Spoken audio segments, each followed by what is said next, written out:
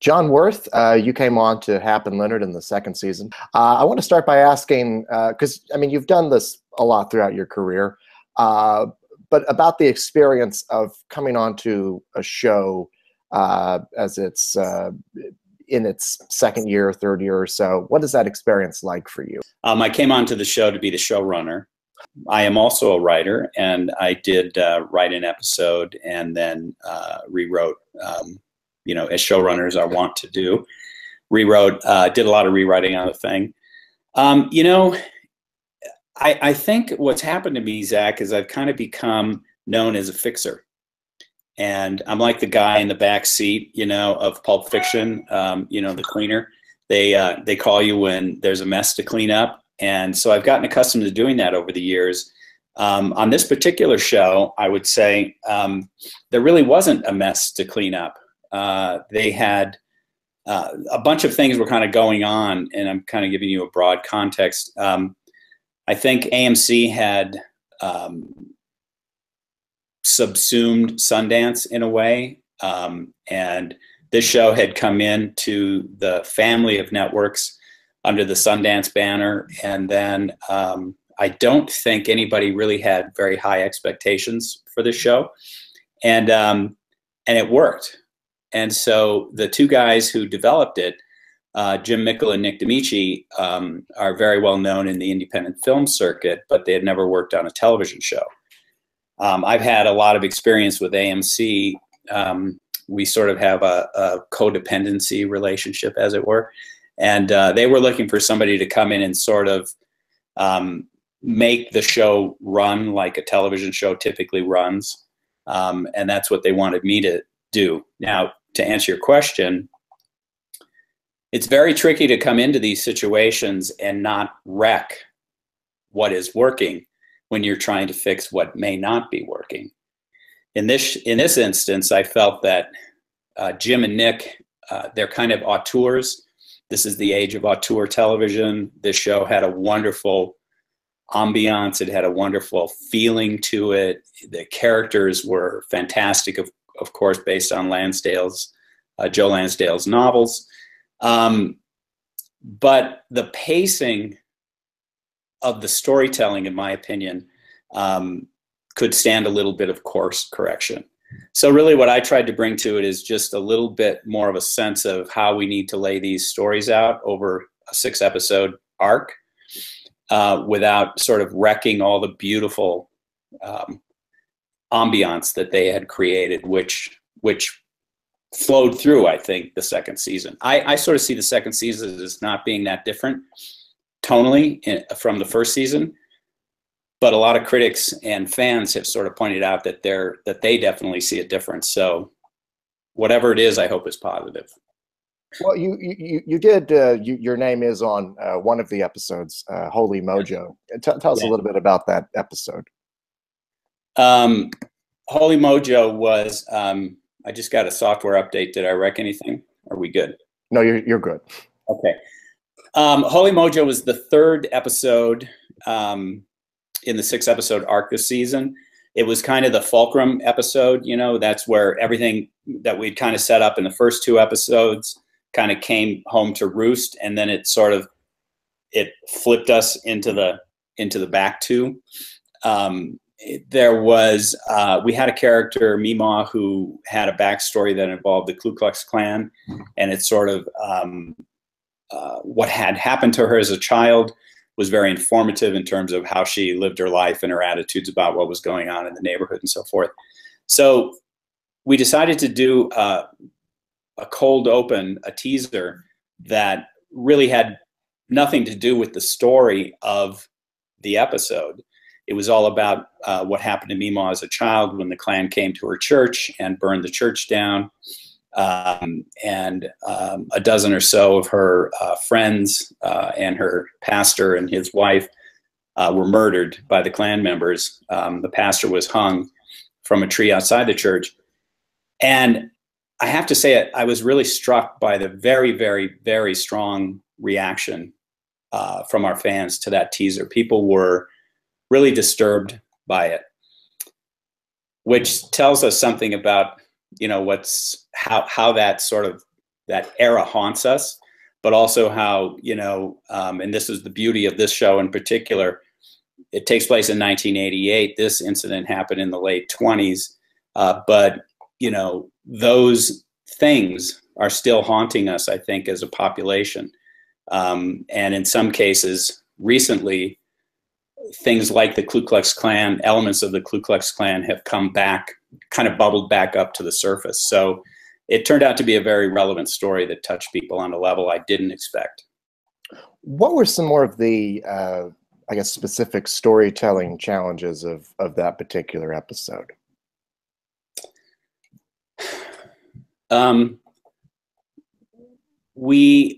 Since we only had 6 episodes, we had a lot of ground to cover in 6 episodes. We knew that for any of our fans who've read the books, they know that Florida and Hap had a pretty aggressive sexual relationship. It's one of the hallmarks of the book. I mean, I loved all of the stuff that Joe wrote about their relationship, and a lot of it revolved around sort of, you know, balls out animal sex. For us, you know, it takes a while. You can't just throw people in the sack in the first episode. I mean, I suppose you could if you were a certain kind of show, but we couldn't do that. So we had to build enough of a relationship between Hap and Florida, and then get him in the sack in the 3rd episode. And I would say one of the biggest challenges was figuring out a way to do that that felt natural. Mm-hmm. I wonder what it requires thinking about sex quite a bit, which isn't so bad. Right. You're a longtime writer and producer. I guess I wonder what your, after all these years, if you've got your writing process down to like a specific science, or is it an ever-evolving thing?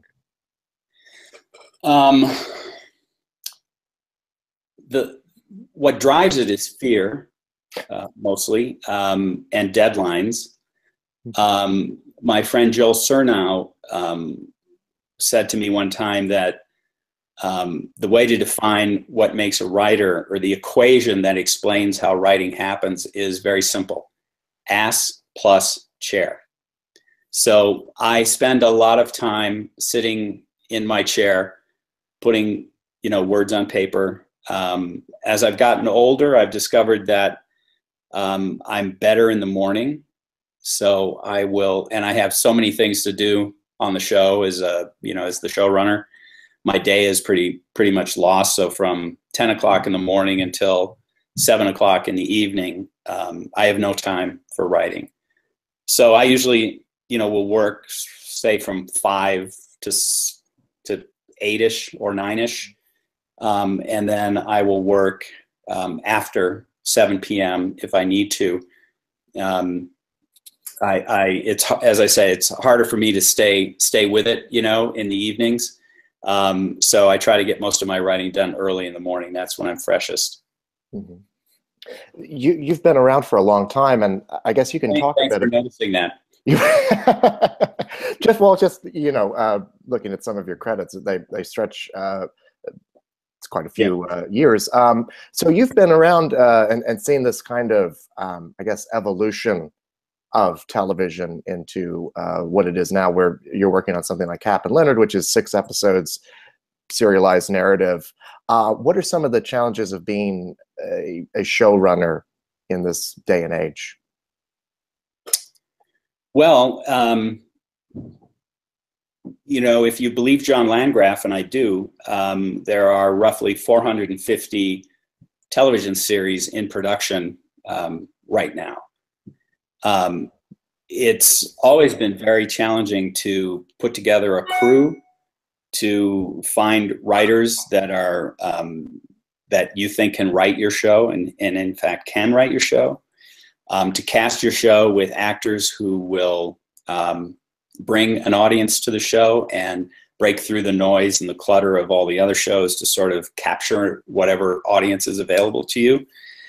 So in this era, it's just become harder and harder to find people to fill all categories of jobs on your show, because there just aren't that many people who you would want in those jobs. And by the same token, I think there's a great opportunity for people who want to come into the business to do anything, whether it's, you know, crew or above the line, producer, writer, director sort of stuff, because everybody's looking for talent, you know. In some respects, that hasn't really changed. You know, the Stephen Bochco said to me one time, you know, the cream rises, which is an old cliche, but, you know, one thing I do know when I'm looking for writers is I get hundreds, if I'll take them, hundreds and hundreds of really competent scripts as samples from writers. But being competent is not enough somehow.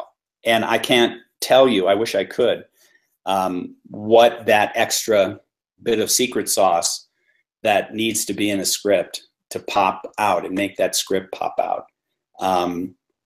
It's just something, you know, I'll give you an example.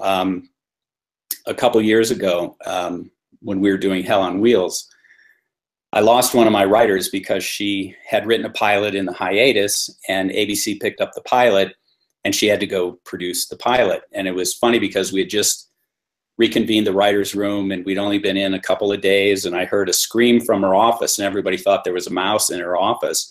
And she had been on the phone with ABC finding out her show got picked up. So she came in and said, my pilot's picked up. I'm not going to be able to stay this season. And I said, well, when do you have to go? And she said, right now, I'm meeting the director in 20 minutes. So I had to hire a writer to replace her, which is not, as I said, it's not an easy thing to do. My co-executive producer came to me and said, here's a one-act play, read this, and maybe this writer can help us. I had no hopes whatsoever in reading a one-act play that I was going to find a writer who could help us. I started reading that play. It was about 35 pages long.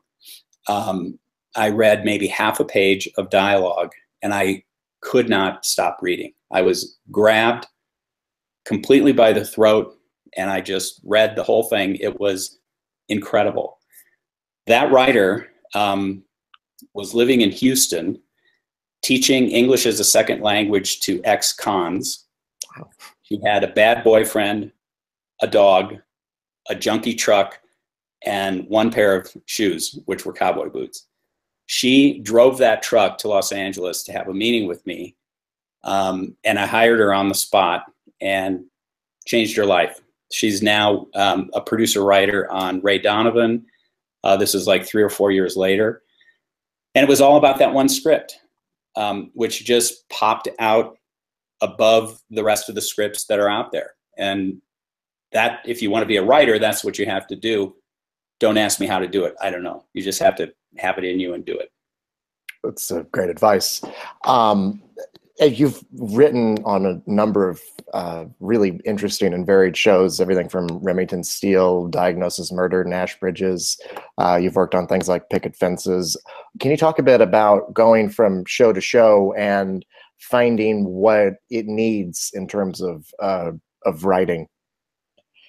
Yeah, you know, I think it's been my experience that a lot of writers can write one thing really well. You look at David Kelly, who is a guy I admire. I mean, he's an incredible writer, but he doesn't stray too far afield of what it is he does well. You know, he writes those wonderful law dramas. He writes quirky, incredibly complex characters. He's funny. Having David write on Battlestar Galactica, I don't know. Maybe he could write that. Maybe he could write the hell out of it. I don't know. But it doesn't seem like he goes that far afield. So I've seen a lot of writers who can kick ass on one genre and not so much on another. So for me, I was surprised to learn that I was actually had the ability to write different types of genres. I was considered in the beginning as a cop show sort of detective writer, just by virtue of I started on Remington Steele.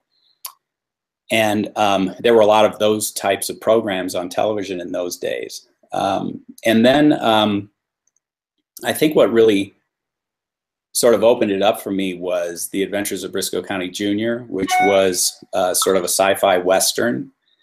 And then I ended up doing the Sarah Connor Chronicles with Josh Friedman. And from there, I suddenly started doing a lot of genre stuff. You know, I did V, I did The Cape, I did Falling Skies. And so when you're going to each of those shows, the basics are essentially the same. You know, you're looking at who are the characters, what's going on in their lives, what do they want, what's preventing them from getting what they want, what are the consequences if they don't get what they want, and then what are the story elements, and what can you afford to do. And over the years, I've gotten pretty savvy in terms of writing right to the edge of the envelope in terms of how much money we have. Hap and Leonard is a good example.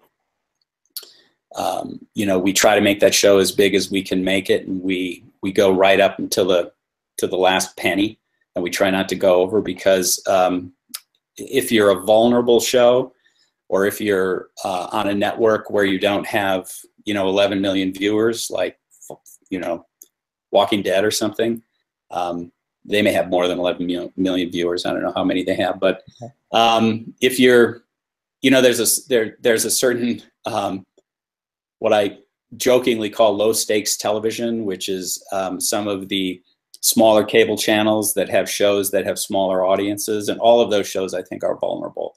So what I try to do is make the best and the biggest show I can make for the money, and not stress anybody and put anybody in a position to sit in an office and say, should we keep this? I don't know, it's costing us a lot of money, you know? And it's my experience these days that the money tail is wagging the dog pretty much throughout the television industry. Unless you have an enormously successful show like Game of Thrones, then it seems like it doesn't matter how much money they spend. Right. Well, John, thank you so much, and congratulations on your work. It was a real pleasure talking with you. Thanks so much. You're welcome. Have a good one. Bye.